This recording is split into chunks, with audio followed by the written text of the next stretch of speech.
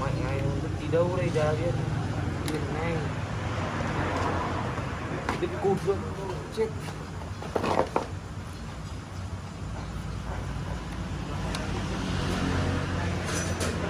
Con chuột nhà này dã man rồi. Chuột này chắc chuột đúng luôn. Đâu được tầm cái này cái lớn này. Quả tiếng râu.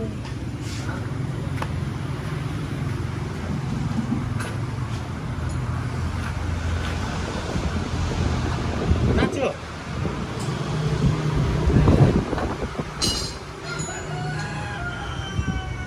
Này, chưa nóng nữa. Tao mặc này.